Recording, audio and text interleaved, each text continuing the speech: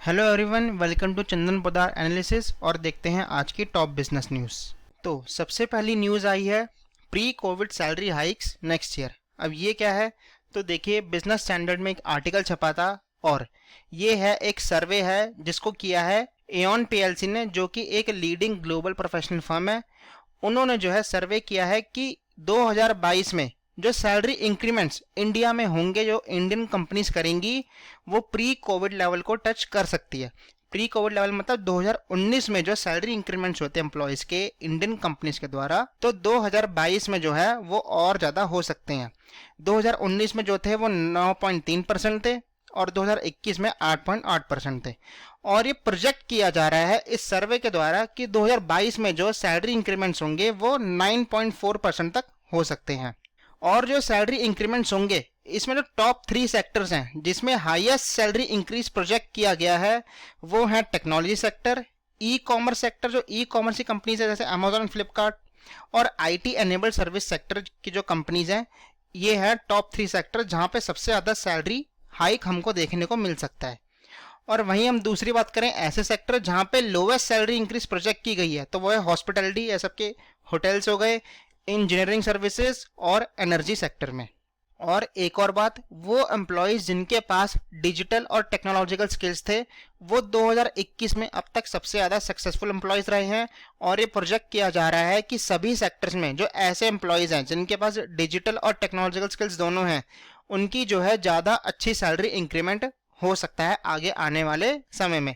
अब देखिए जो सर्वे है ना, ये सर्वे भी जो है किस चीज पर बेस करता है, लोगों में जो पॉजिटिव अप्रोच है इकोनॉमिक रिवाइवल को लेके, उस पर ये सर्वे जो है बेस करता है। अब अगर हम प्रैक्टिकलिटी की बात करें तो बहुत सारे फैक्टर जो है डिपेंड करते हैं इस सर्वे के ऊपर। इस सर्वे पे ये बोला गया है कि 2022 में जो है 9.4% का इंक्रीज देखने को मिल सकता है सैलरीज में। लेकिन अब अगर थर्ड वेव का भी इसमें अगर खतरा हम डाल दें तो ये जो प्रोजेक्शन है ये और कम हो सकता है। अगर थर्ड वेव नहीं आती तो 9.4% से भी ज्यादा हमको देखने को मिल सकता है, और अगर थर्ड वेव आती है तो 9.4% से कम भी हमको देखने को मिल सकता है। तो ये जो पूरा सर्वे है ये सिर्फ एक प्रोजेक्शन है, आप इसको ये मत समझिए कि पूरा का पूरा टोटल ऐसा ही होगा। It all depends on the third wave. अगर इंडिया में थर्ड वेव नहीं आती है तो ये सर्वे की बात सच भी हो सकती है, और अगर इंडिया में थर्ड वेव आती है तो इससे भी कम हाइक देखने को मिल सकता है, और या फिर जीरो हाइक देखने को भी मिल सकता है। नेक्स्ट बिजनेस न्यूज, आज के बिजनेस स्टैंडर्ड के न्यूज़पेपर में जो है एक आर्टिकल आया है जिसकी हेडलाइन आई है एम्प्लॉयमेंट डिविडेंड फ्रॉम एक्सपोर्ट्स। अब ये क्या है, तो इसमें कुछ डेटा दिया गया था इंडिया के एक्सपोर्ट्स का पहले 5 महीनों का इस साल के 2021-22 के अप्रैल, मई, जून, जुलाई, अगस्त में इंडिया में जो एक्सपोर्ट्स हुए हैं वो हैं $164 बिलियन के, जो कि ऑलमोस्ट बैठते हैं 12.5 लाख करोड़ के, जो कि अगर हम 2020-21 यानी कि लास्ट ईयर के सेम पीरियड से अगर कंपेयर करें तो 67% इंक्रीज है। तो ये एक पॉजिटिव फैक्टर है इंडिया के एक्सपोर्ट्स को लेके कि जितना एक्सपोर्ट बढ़ेगा उतना ही हमारा फॉरेन एक्सचेंज रिजर्व भी बढ़ेगा और उतना ही जो है हमारा रुपी है वो भी स्ट्रांग होगा। और इस सेक्टर में जो है ह्यूज एम्प्लॉयमेंट अपॉर्चुनिटीज देखने को मिली है, यानी कि यहाँ पे जो है एम्प्लॉयमेंट आगे चल के और बढ़ सकती है। और अगर चाइना से भी एक्सपोर्ट की बात करें तो इस साल अप्रैल से जून में यानी कि फर्स्ट क्वार्टर में जो हमारे एक्सपोर्ट से चाइना को वो थे $6.75 बिलियन, जो कि हम सेम क्वार्टर से कंपेयर करें लास्ट ईयर के तो सेम क्वार्टर में लास्ट ईयर में थे $5.5 बिलियन, जो कि इस साल इंक्रीज हुए हैं। और अब क्रिसमस सीजन भी आने वाला है बाहर यूरोपियन कंट्रीज में, वेस्टर्न कंट्रीज में, तो उससे भी जो है हमारे एक्सपोर्ट्स बढ़ने के चांसेस और बढ़ जाएंगे।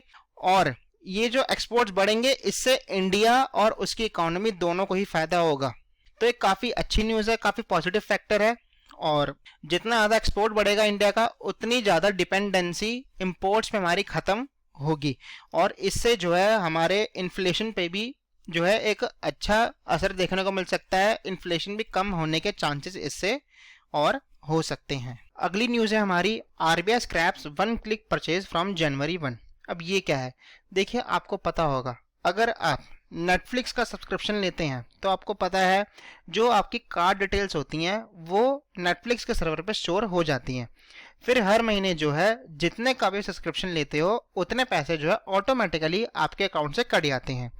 तो इसको हम बोलते हैं 1 क्लिक परचेज, यानी कि आपने एक बार अपने कार्ड डिटेल्स डाली, आपने खरीदा, तो बार बार खरीदने की जरूरत नहीं है, वो ऑटोमेटिकली ऑटो पे हो जाता है।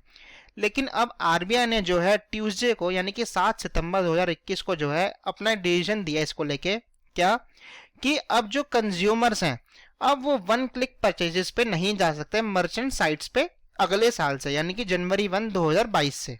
आरबीआई ने ये बोल दिया कि जो भी मर्चेंट साइट्स हैं वो अब किसी भी कंज्यूमर के कार्ड डिटेल्स को स्टोर नहीं कर सकती 1 जनवरी 2022 से। और अगर कोई ऐसी साइट है जिसने पहले से ही स्टोर कर रखे थे तो उनको भी जो है वो सारी डिटेल्स अब हटानी पड़ेगी अपनी साइट से। तो अब अगर जब ये 1 क्लिक परचेज का सिस्टम हट जाएगा, फिर कैसे हम पे कर पाएंगे? तो देखिए, अगर आपने नेटफ्लिक्स पर अपना अकाउंट बनाया, आपने सब्सक्रिप्शन लिया और वहां पर अगर आपको दोबारा से अगर पेमेंट करनी होगी तो आपके पास जो है अपने आप ओटीपी आएगा। अगर आप उस ओटीपी को डालोगे तभी जाके आपके अकाउंट से जो है पैसे कट पाएंगे। अगर आप ओटीपी नहीं डालोगे फिर आपके अकाउंट से कोई पैसे नहीं कटेंगे। तो अब जो है ये 1 क्लिक परचेज आने से जो है मर्चेंट साइट्स पे काफी इफेक्ट देखने को मिल सकता है। और सिर्फ नेटफ्लिक्स ही नहीं है, ऐसे अमेजोन हो गया, आपका अमेजोन पे के थ्रू भी आप जैसे ऑटो पे या सेटअप कर देते हो, तो कंज्यूमर्स भी जो है अब ऑटो पे सेटअप नहीं कर पाएंगे 1 जनवरी 2022 से। अब हमारी नेक्स्ट बिजनेस न्यूज जो है वो इनकम टैक्स डिपार्टमेंट से आई है और काफी अच्छी न्यूज है। तो इसमें क्या है, तो देखिए, जो इनकम टैक्स का नया पोर्टल आप सबको पता है ऑपरेशनल हो चुका है अब वो, और इनकम टैक्स का जो नया पोर्टल होगा अब वो स्टॉक एक्सचेंजेस के साथ जो है इंटीग्रेशन करेगा अपना। किस चीज के लिए करेगा? To track trade transactions including FNO. मतलब मान लीजिए कोई पर्सन है, अब देखिए आईटीआर भरने के लिए भी पैन चाहिए होता है और अगर आपको डीमैट अकाउंट खुलवाना है तो भी उसके लिए पैन चाहिए होता है। पैन दोनों जगह से लगता है। तो पैन के थ्रू जो है जो उनका सिस्टम होगा टैक्स पोर्टल का इंटीग्रेट सिस्टम, जो कि एआई बेस्ड सिस्टम है यानी कि आर्टिफिशियल इंटेलिजेंस सिस्टम, उससे क्या होगा, जो पर्सन्स सिर्फ कमाते ही स्टॉक एक्सचेंज से हैं, यानी कि जो उनकी इनकम है वो वहीं से आती है, वो वहीं से कमाते हैं, जो उनका इंटीग्रेट सिस्टम है वो क्या करेगा, एसएससी ने जो आईटीआर भरते हुए डेटा डिस्क्लोज किया था उस डेटा को जो है वो स्टॉक एक्सचेंज के उसके डेटा के साथ मैच कर सकेंगे। इससे जो है मदद मिलेगी उनको कि कौन से पर्सन आईटीआर भरते हैं, कौन से पर्सन आईटीआर नहीं भरते। और ये जो सिस्टम है ये इसके लिए कहा गया है कि पॉसिबल हो सकता है कि इस साल के एंड तक जो है इसको लागू किया जा सकता है। अब देखिए इसके पीछे रीजन क्या था इस सिस्टम को लाने का, इंटीग्रेशन के सिस्टम को। तो आप सबको तो पता ही होगा कि पिछले साल के मुकाबले इस साल इक्विटी मार्केट्स में इन्वेस्टर्स बहुत ज्यादा बढ़ गए हैं और जो इंडिविजुअल रिटेल इन्वेस्टर्स हैं यानी कि आपके मेरे ऐसे इन्वेस्टर जो आम आदमी होते हैं, हम जो पैसे लगाते हैं, ये पहले थे 39% 2019-20 में और 20-21 में ये एकदम से 45% हो गए थे। तो जब इतना ग्रोथ देखने को मिला इक्विटी मार्केट्स में तो ऑब्वियस है जो इनकम टैक्स डिपार्टमेंट है उनकी भी जो है वॉच लिस्ट और बढ़ चुकी है। तो इसीलिए क्योंकि पहले क्या होता था, पहले जो है उनको परमिशन लेनी पड़ती थी स्टॉक एक्सचेंजेस से और जिन ट्रांजैक्शंस में शक होता था सिर्फ उन्हीं ट्रांजैक्शन का डेटा जो ले पाते थे। लेकिन अब क्या होगा, अब जब ये नया इंटीग्रेशन सिस्टम आ जाएगा तो इससे आपकी मेरी हर इंसान जो स्टॉक एक्सचेंज से रिलेटेड है यानी कि जिसका डीमैट अकाउंट खुला हुआ है उसकी सारी इंफॉर्मेशन जो है अपने आप ही आईटीआर में रिफ्लेक्ट हो जाएगी। मान लीजिए अगर आपको प्रॉफिट हुआ किसी ट्रांजैक्शन से स्टॉक एक्सचेंज की तो वो प्रॉफिट जो है